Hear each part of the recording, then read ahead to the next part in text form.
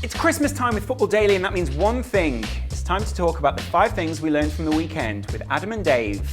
Dave from Squawka. I love Squawka. And Adam from Football Daily, which I also love, as do you. Good.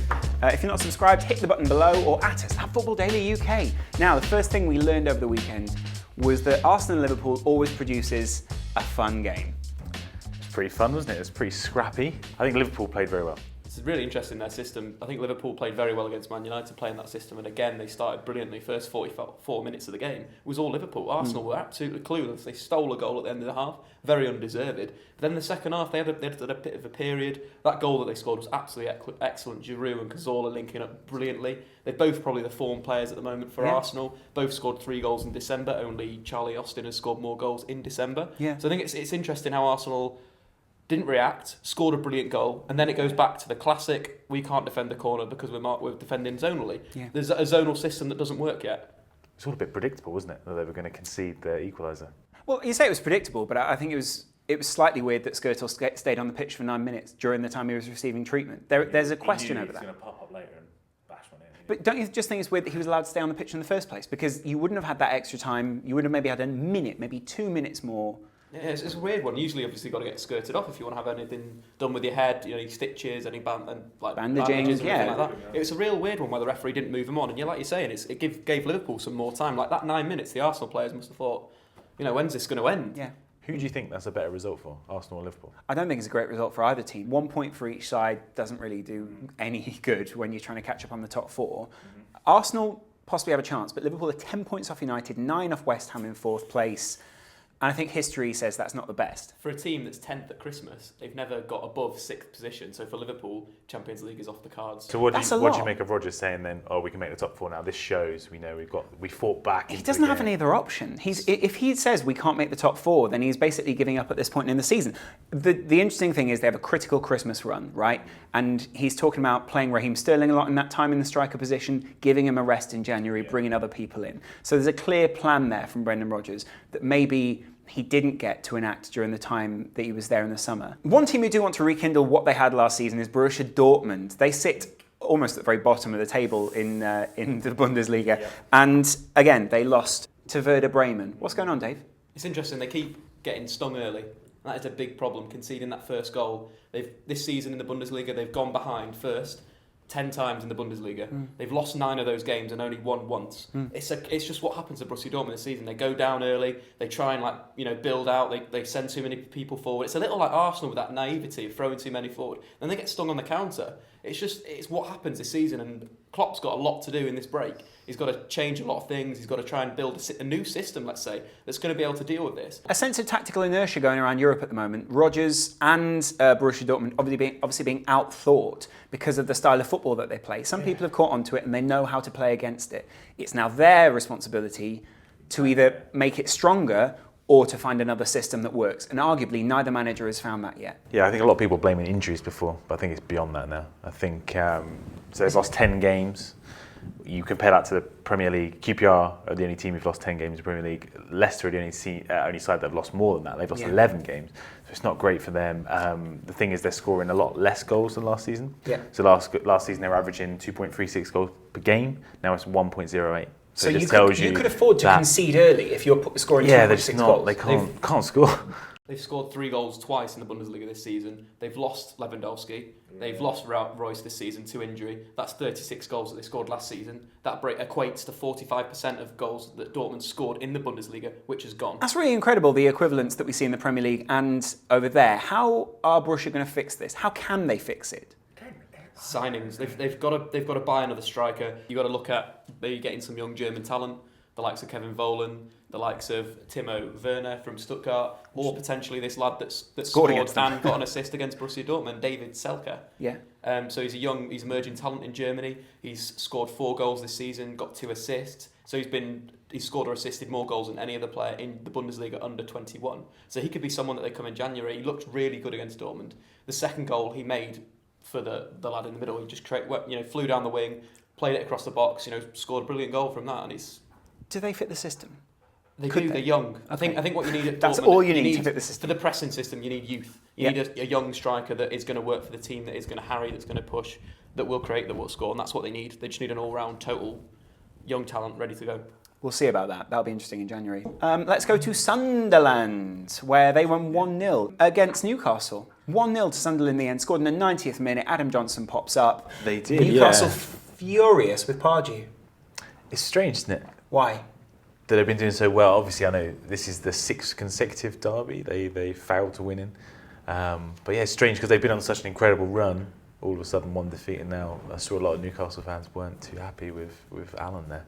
A lot of people not very happy with Alan in the first place, and they've not been happy with Alan throughout the run because tactically they still feel that's what they're saying. He messed up this game. He got it all wrong. Brought people on too late, mistimed, probably played the wrong formation against this Sunderland side.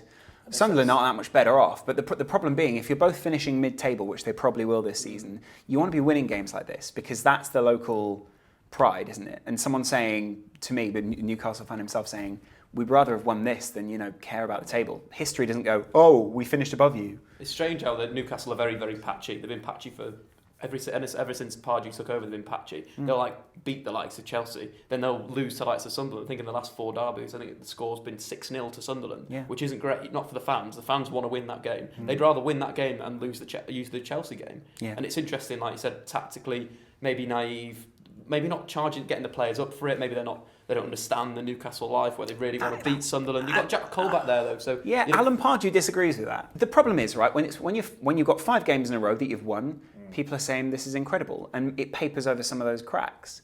They're very hard to beat though, Sunderland. They've only lost 4 games all season, which is the same as Arsenal. They've drawn 10 of them, mind you, but they're a hard side to beat. I think Newcastle will finish above them in the table at the end of the season. I don't know if that's any consolation for the Newcastle fans. If it was me, I'd rather lose to Arsenal and finish above them in the table at the end of the season. Yeah, of course. Yeah, ultimate victory. Let's go to Villa Park. Not literally, though it is a lovely place. Aston Villa won. Manchester United also won. That's a draw for a team who are going to finish. Hang on, they won 6. They thought they were going to win the league. I thought we were in. It's all right. You've just played 6 games. You've won 6 games on the bounce. You're going to pick up a draw now and again. Are you? I think you are. Against Aston Villa. Yes. Having won 3-0 against Liverpool. Yes. Yeah, that's momentum. Villa are a more difficult side to beat than Liverpool at the moment, you'd say, defensively. Yeah, you definitely say that. With Ron Vlaar leading the line. Yeah. But I think what United have got to go back to is the back 4 when they're playing weaker teams. I think it gives them more options. Against the bigger teams, the 3 at the back is good because you can counter it. Southampton, who are, arguably were a top team at that point, still probably are. Arsenal, Liverpool. Playing that defensive system that Van Gaal did in the World Cup, they did so well, give the opponent the ball, blah, blah, blah. It doesn't work when you've got to beat someone like Villa. Like, you've got to go and beat them. You've got to play 2 full-backs, you've got to play 2 centre-backs, you've got to have more control in midfield, you've got to have more creativity in midfield. The likes of Ander Herrera should be starting that game, yeah. In my personal opinion. The interesting part was the front 3 that they played, or the front 2 and then Rooney behind, or however you want to call it. Attacking-wise, he's managing to knit those options together, but they didn't do very well in this game. I think it's width up the top end of the pitch is a big thing. I think Ashley Young played it well again, really good. It was weird that he moved to the right-hand side considering what he was getting on the left. But they need those players, like the wingers, a bit more attacking. Spread the pitch, open the pitch up, draw Villa out, then go through the middle. We're too predictable in the final third, going too early to our attacking mid, too early to our strikers. We need to go wide, then get the ball in. Mm-hmm. Not like a fullback coming on, but like stretch it. Yeah, stretch it. What are United's fixtures looking like over Christmas? Good, not too bad. I don't think they were hitting anyone that's of any real difficulty. So this is a time where we'll see. Spurs? So they're not hitting anyone of real difficulty. That's unbelievable. Breezing into North Africa, we're looking at a lovely World Club Cup champions. They're Club World Cup champions. They're the best team in the world, allegedly, according to this tournament. Best club team? Best club team in the world? Yeah, not much competition. Because they won against the best in the world. In the Champions League, you'd say. Yeah, that's their 4th trophy of the year. 22nd consecutive victory. So they're looking pretty good. They're looking pretty good. Are they going to be invincibles? Probably. They've lost the league already, haven't they? Yeah, but they're going to be invincible. They could still put a run of 50 games together that they win and become invincible. That doesn't make them invincibles, though, do they? Because where are they? Well, that makes them invincible for 50 games. No, but that's not what Invincibles is. Invincibles is undefeated in a league season, surely. So surely just winning for 50 games is pretty bloody amazing. That doesn't make you it does make you invincible, mate. You call them pretty invincible if you win 50 games consecutively. How long is this run going to go on for, Drew? It's not that much longer, I don't think, actually. I reckon when you hit, well, I mean, when you hit when you hit February, Yeah. that's where the issue is. many games. Although in Champions League, they don't really have that much of a challenge anyway, so. No, it's all about Ancelotti managing this now, and if he does win the league, win the Champions League again, retains it, he's got to be the best manager of all time. Well, I'd squad. say. Yeah, I feel like they've got a better squad than last season. They've got a bit more depth in there. Well, that's because they've bought players in the off-season, mate. They've course, spent, yes. what I would say is a Hell ton of money, yeah. Tony Cruz has been absolutely brilliant. He got the assist for the first goal. Cruz Whipped control. the ball in for Ramos. I think he's really bringing something else to the side. Control, dictating the place. His set-piece delivery is absolutely brilliant. He's got 7 assists in La Liga. Only Ronaldo and Koke have got more assists. 3 of those coming from corners. So he's giving Real Madrid another option, even though they had everything last year. Now they have even more. What do you think? Are they going to win the league and the Champions League and the cup? Are they going to do the sort of treble, the double this season? I said, mate, they'll win 50 games in a row and they'll win everything. And that they're invincibles, all right? It's been great to have you on Football Daily. Thank you very much, Adam. Thank you very much, Dave. I'd say Merry Christmas because this is the last one before Christmas. Happy holidays. Happy Hanukkah. You're being very politically correct. Or Happy I'm just holidays. saying it to include everyone, mate.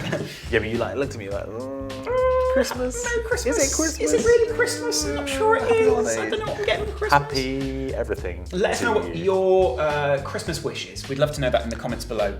Football Christmas wish. Yeah, so my Christmas wish would be Gareth Bale come back to Tottenham. That's not going to happen, is it?